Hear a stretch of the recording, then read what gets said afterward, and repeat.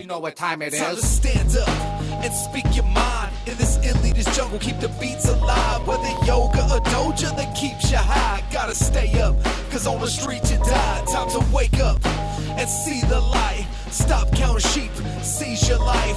Free your eyes and see suns rise on the horizon. Where the street meets the sky. The master's ignorance feeds our master's greed.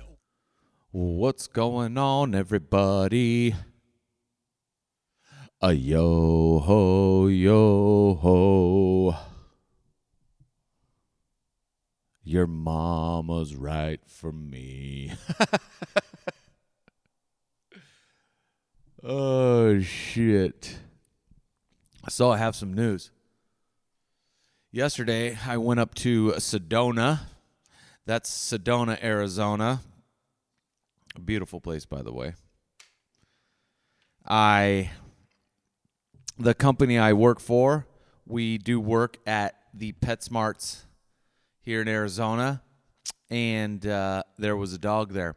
Now, I went over to the office to say hi to the manager. Hey, I'm here. What's up? You guys have any issues, concerns for me? And this dog came around the corner on a leash, this cute little puppy face. And she was so sweet and just, happy. And I asked the lady, hey, do you mind if I? And she goes, oh, yeah, maybe you want to adopt her. And I looked at her and realized, oh, she's wearing a Humane Society of Sedona t-shirt, and this dog was for adoption. I was like, really? Oh, puppy. And so I asked her a couple of questions, and she got me. She's here with me now. I got her. I adopted a puppy. I adopted a puppy. What are you doing? What are you doing? She's so cute. So. She's like a year old. She's mixed breed, which in my opinion is the best way to go. She's probably going to be about 30 pounds, little medium-sized dog, smallish, medium-ish. I would say medium to small. And she's a sweetheart. She's a sweetheart. Now, again, these dogs, they will wake up once you get them out of their situation. Apparently this old girl was being kept outside in freezing conditions and not doing good. So somebody stepped in and got her and brought her to the Humane Society. They were calling her Harley. I don't know if that's what I'm going to call her. She doesn't respond to that. Harley. She doesn't respond to that. So I don't know what I'm going to name her just yet. The last dog I had, I named her Inara, I-N-A-R-A. Inara, who was a character from one of my favorite sci-fi TV shows from the Sci-Fi Channel called Firefly. Phenomenal show, by the way. Fantastic show. Firefly. And Firefly was followed up by a movie named Serenity. And that's a story for another time. But if you're into any kind of sci-fi, Joss Whedon type of goodness, then you definitely want to check out Firefly. So my dog, being black-haired beauty, I named her Inara Sarah, based on this character from Firefly. I thought about naming this one another character's name from Firefly, but I'm not sure it sticks. There was another character on Firefly. Her name was Zoe. Zoe was a warrior woman.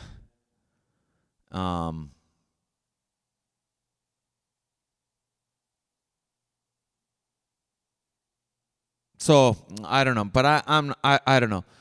Inara was a cool name, It was like it had that turn your head fact. Inara, like people. Inara, what's that from? Where's that? So I like that. That was fun. That part about it was really fun. So finding a name for this dog, because I like to be fun and stand out and run my mouth and yada, yada, yada. Everything is a fucking attention. I want attention, you know?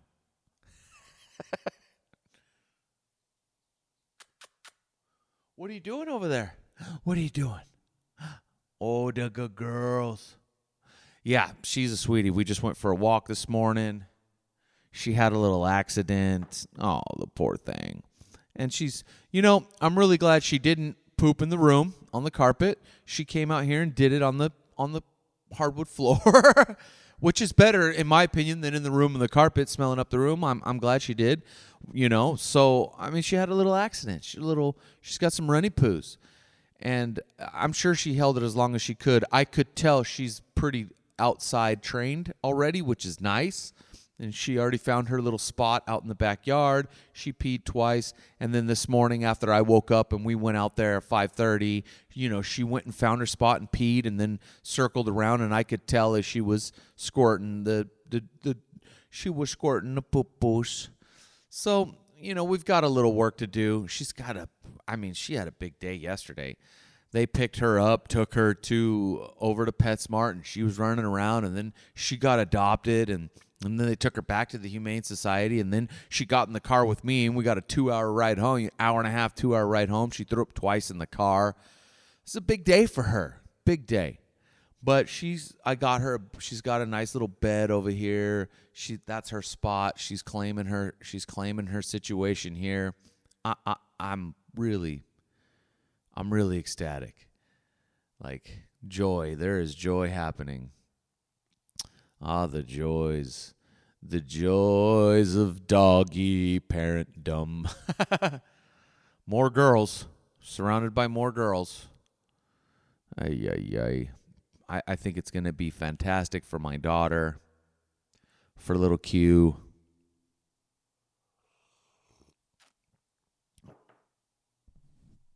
For little Q Bear, she's gonna love it, or she's gonna hate it. She'll get to know.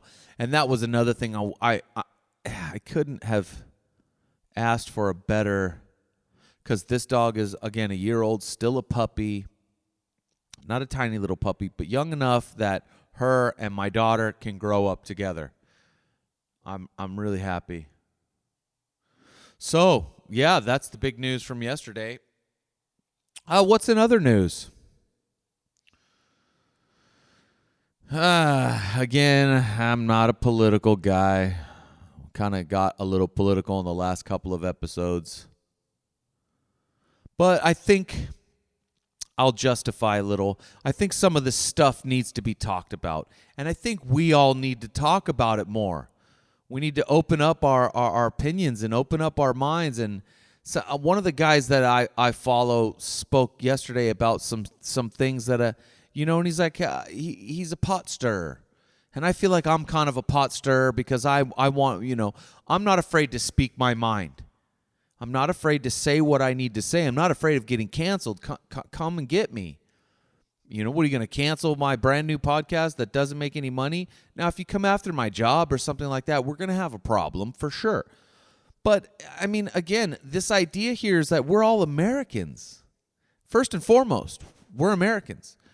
You liberal, lefty, woke, snowflake are... you're like little children who need a spanking, in my opinion, but that doesn't mean that I would hope that you would want to come to the table and have an adult conversation. That's the hope. You're still Americans, spanking or not.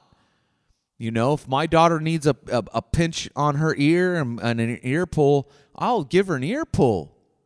She needs a little something to wake her up and straighten her out. Listen, young lady, I got spanked when I was a kid. I'm not upset about the spankings, to be honest with you. I think that, this is, again, a controversial topic, spanking your children. I heard recently something that Jordan Peterson said, and I hadn't thought about it before. something about, and the way Jordan, if you're a fan of Jordan Peterson and follow him, listen to him speak, he's very eloquent with his words and his vocabulary. Sometimes I personally, and I'm as smart as that fucker is, fucking smarter than that blowhard, whatever, fucking Jordan Peterson. Fucking guy is like a, anyway. He uses words, man. This guy, I love the way he speaks and talks and articulates and the vocabulary that he uses. But sometimes you got to listen to his stuff more than once so that you can get all the information. But the gist of what he's saying is pretty simple. And to paraphrase it and to dumb it down a little bit for you dummies, it's something about when two men are having a conversation, two men are in conflict, there is always the possibility for a physical altercation. Physical. It's always on the table. This is true. Always on the table. But when a man and a woman have a conversation, that's not on the table. And I wonder if women understand that. I think they do to some extent. And I was wondering in my head if when two women talk to each other, if it's always on the table or if it's not. But when two men are having a conflict, that's always on the table. There's always a point where we know that, look, we'll get to a certain point, but if it reaches a certain level, fisticuffs, fight, it's going to get physical. There's always that potential, always that possibility. It's always on the table.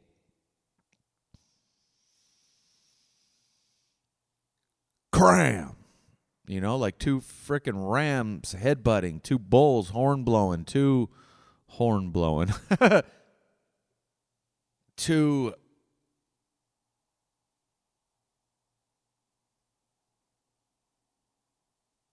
with the antlers and shit. Deer, elk, blah, blah, blah, blah, blah.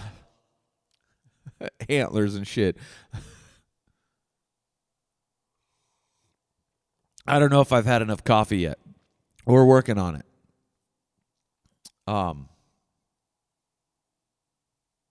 I thought that was an interesting concept. I know it to be true, but to hear Jordan speak it and talk about it, and he put it in a way that, hey, something that it was something about a misunderstanding between men and women, a miscommunication that is a pretty big one, and it made me think a lot of just about stuff and the way we view things.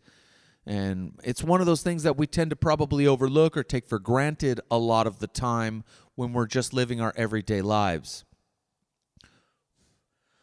And it leads me into this thing about being in a bubble.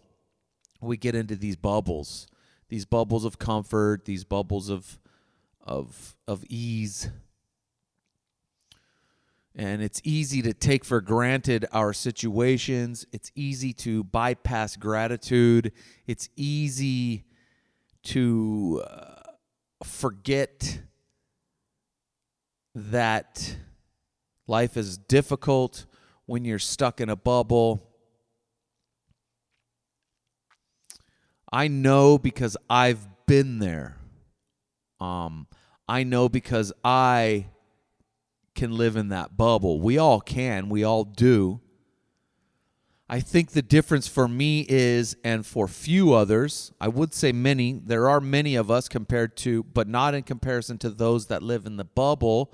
So we few who really want to bring our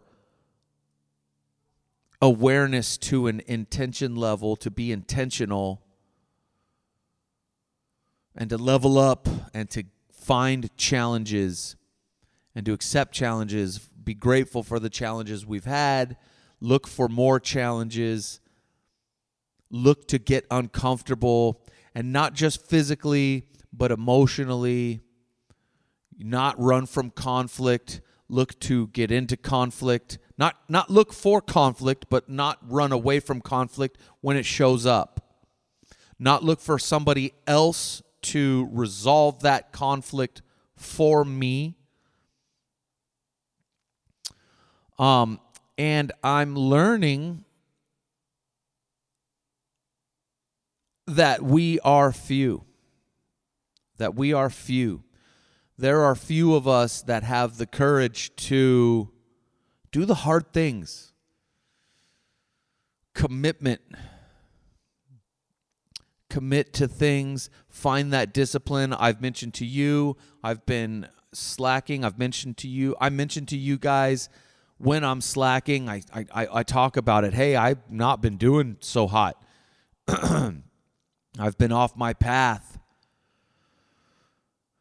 And working on not beating myself up about that, because I can beat myself up about that, because it's really important to me. And the reason I beat myself up about it is because I've been that other person. I don't want to be that other, the lazy guy, the excuse maker, live in that bubble, take the handouts, let somebody else do the work, not take the responsibility. And I don't want to be that person anymore. I don't want to be that man anymore. And I want to teach my daughter. And I think that's all what it was leading up to, was having a daughter. God has a plan. Whether you believe in God or not, I mean, and that's your choice, but God has a plan. I believe it. I believe that there's a path to take. There's a path laid out. And that doesn't mean that we don't have choices. We do have choices. Even if you are a Christian or have Christian leanings like I do and believe some of the words that have been spoken about the path, there are choices on the path. You can choose good or you can choose evil. We all know that. You can choose God or you can choose the devil. There is a path. That's the plan. But the plan does include choices.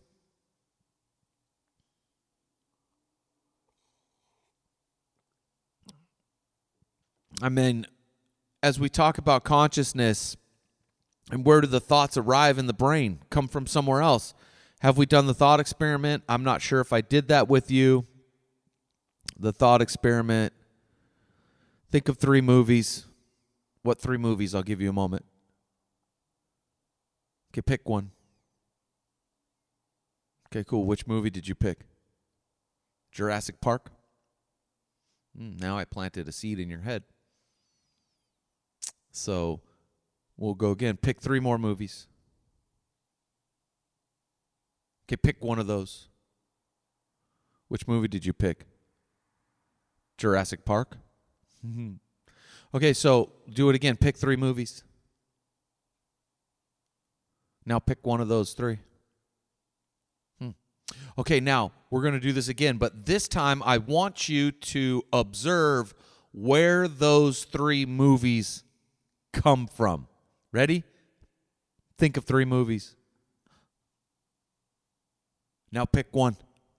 Where did those 3 movies come from? Where did the first 3 movies come from?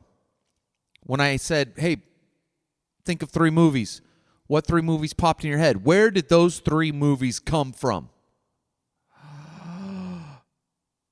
Aha. Aha. There is no spoon.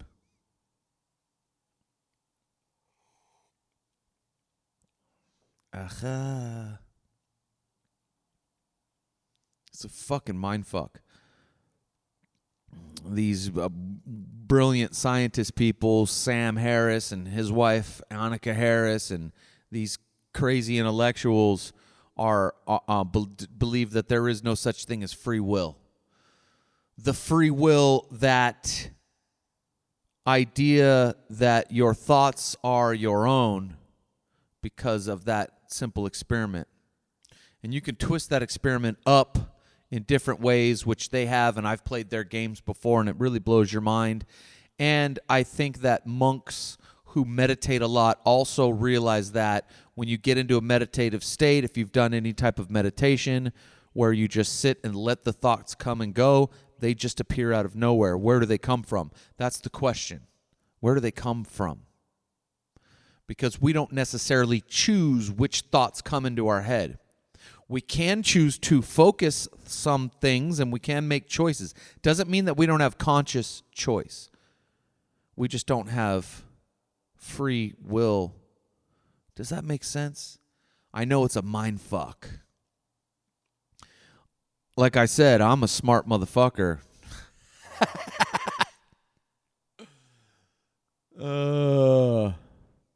And yes, I've fucked several mothers in my day. Cheers.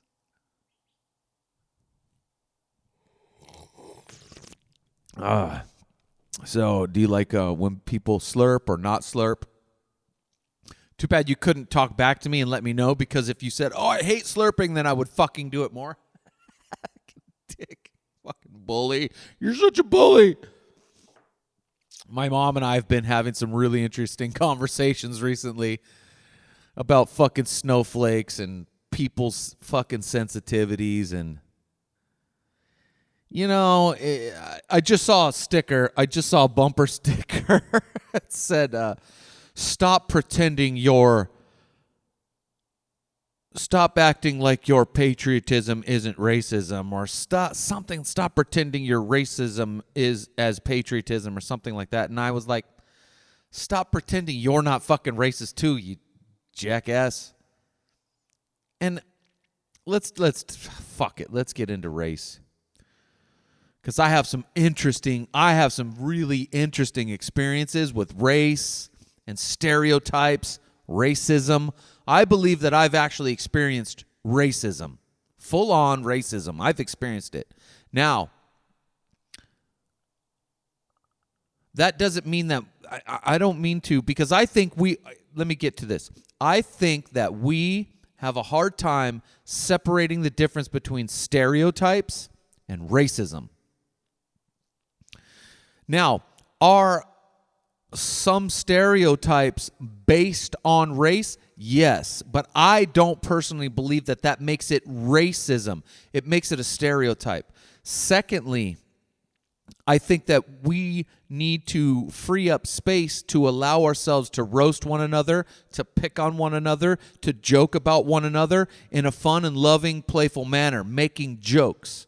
That doesn't make somebody hateful and racist. It means we're making jokes. Now, are some of those jokes based on stereotypes based on race? Yes, but that doesn't make it any less true, or doesn't make it any less funny. Asians don't know how to drive. That's not always true. And also, why? Why don't Asians know how to drive? Or why do they drive differently than the way we might drive here, someone coming from a different country? Because they're fucking the way their traffic is different. But that doesn't mean that I don't like them, that I hate them. I'm not spewing hate. I'm making a fucking joke. You fucking jokers can't drive. You know? And then the other thing that really gets me, that's just a stereotype, right? That's like, it's a stereotype. I'm sorry, Asians. Is that Asian hate? But if you ask an Asian person, he's going to laugh at that joke, especially if you ask an Asian race car driver. I know one. My friend. Fucking Korean Kevin is fucking race car driver. He fucking goes out and drives his fucking Honda on a racetrack. He's got a fucking Toyota 4Runner that he runs like a champ. The fucking dude knows how to drive. He's a fucking Korean. Get the fuck out of here. I mean, he's an American. You'd ask him, he'd say, fuck that, I'm an American. I think he might be first gen, second gen. I don't know. Maybe he's a second generation. Like his parents came over from Korea. And so he believes he's an American. I'm a fucking American. It's probably why he knows how to drive, because he learned how to drive here. In fucking America. The United States of America. I pledge allegiance to the flag of the United States of America. Have you forgotten have you forgotten? And to the republic for which it stands, one nation, under God, indivisible, with liberty and justice for all. Fixing to teach my daughter that. I told you that already. See how much time I have left. I've done a little thing here. If you guys have noticed about my time on the podcast, Yeah, I did a little thing. Some smart motherfuckers will catch it if I stick to it.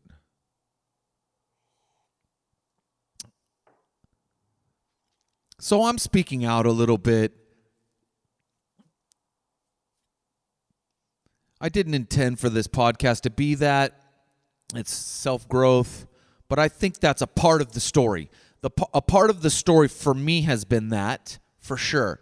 A part of the story for me has been to thicken my skin a little bit, not take everything personally, not be a victim, take personal responsibility, teach myself discipline, get myself into the grinder to sharpen myself, face those uncomfortable things, go through the pain, look at the pain and suffering that I've gone through, put myself through more pain and suffering voluntarily, like going to the gym. That's sharpening myself. That hurts. Getting up early, right? Doing these things that are difficult, hard, and uncomfortable voluntarily.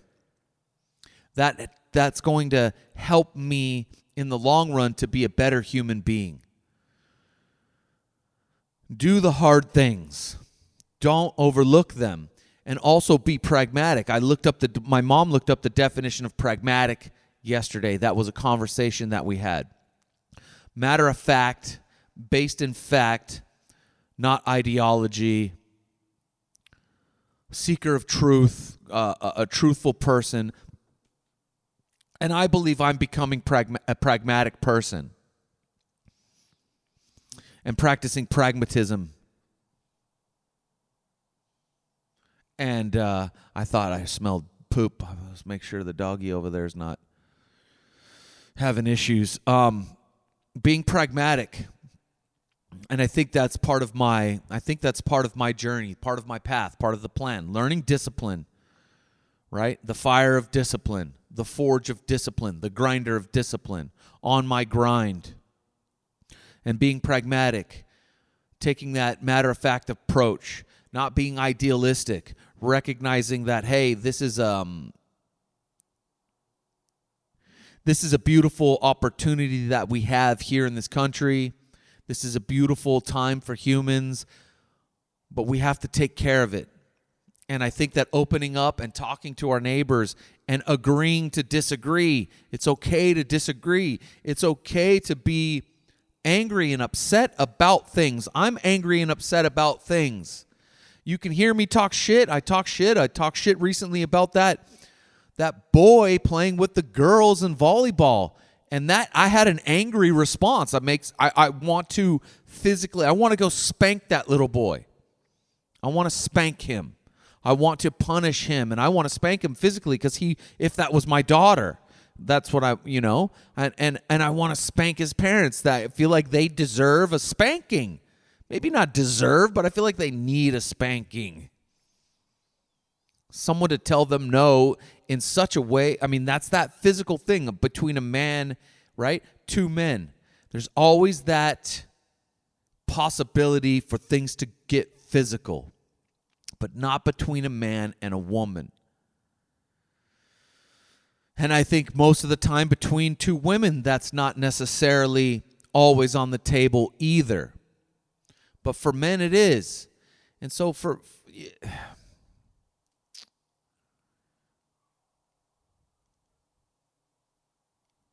these are difficult conversations to have, and we should not be avoiding them. We should be accepting them. Accepting the fact that I'm angry, not taking that anger to a level of physical altercation, and then having a conversation, a difficult conversation. I mean, we are Americans. You are you lefty snowflake little crybaby children are Americans. And I stood and fought for your right to be lefty snowflake crybabies. I truly did. But step forward and have a conversation. Be courageous enough to step forward and openly be a crybaby. Openly be a crybaby. Don't go look for somebody else to take care of your crybaby situation. One of the examples I have, somebody that I was in a relationship with,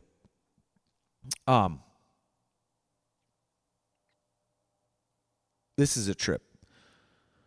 Her daughter, teenage daughter, had a boyfriend. Her teenage daughter was having a anxiety meltdown about something. The corner of her bed sheet was off, kind of OCD thing, and started to have a cry anxiety attack.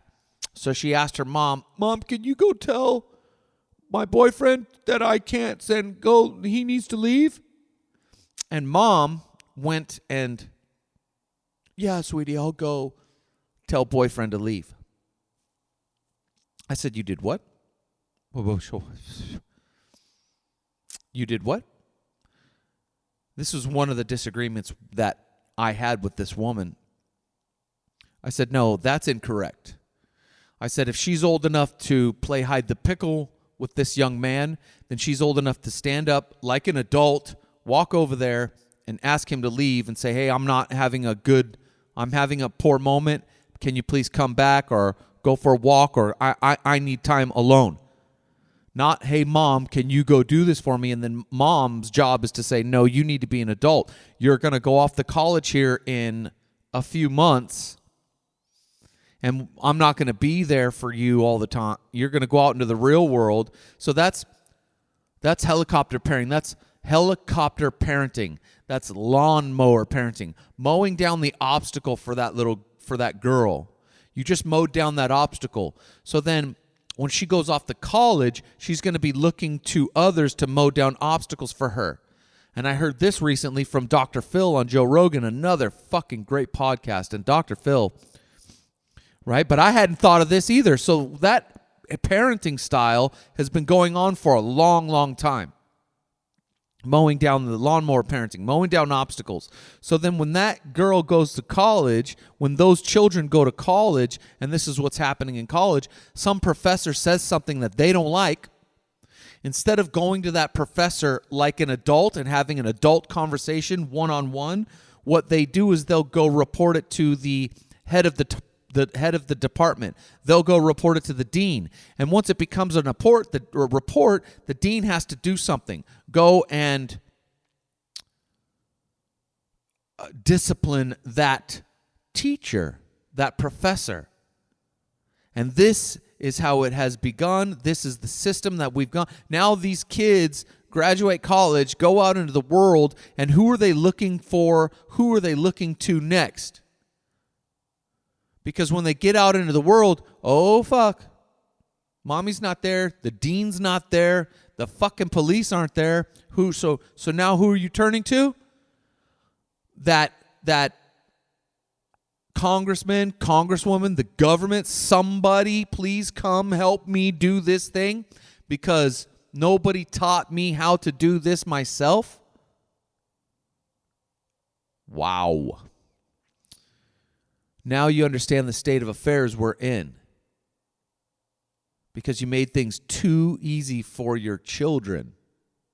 Too easy. This is why I get on, folks. This is why this woman and I, our relationship, that's part of the reason that our relationship didn't end up continuing, because that was one of the big disagreements we had. Stop mowing the lawn for the kids. Show the kid how to use the fucking lawnmower and go out there and mow the lawn. Stop coming in the helicopter. Give the kid the opportunity to learn how to fly the helicopter. And another thing is, and this was the thing that Dr. Phil said, which I realize is really important.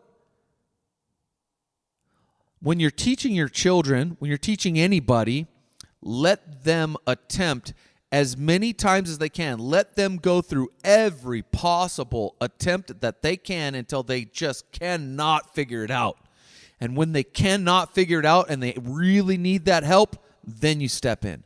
We don't ever not step in. Of course, we want to help and be of service and help others, but you have to give them the opportunity to figure it out for themselves first. And they have to go through every possibility first. I noticed this after hearing that and I went and paid attention to what I was doing with my daughter, and I realized that I wasn't letting her go all the way through the process. I was surely letting her figure things out, but I think I was stepping in a little bit early still. And I thought to myself, thanks, Dr. Phil. Thank you, Joe Rogan, for having Dr. Phil on, and thank you, Dr. Phil, for sharing that information, because now it's in my head. Now I watch and observe.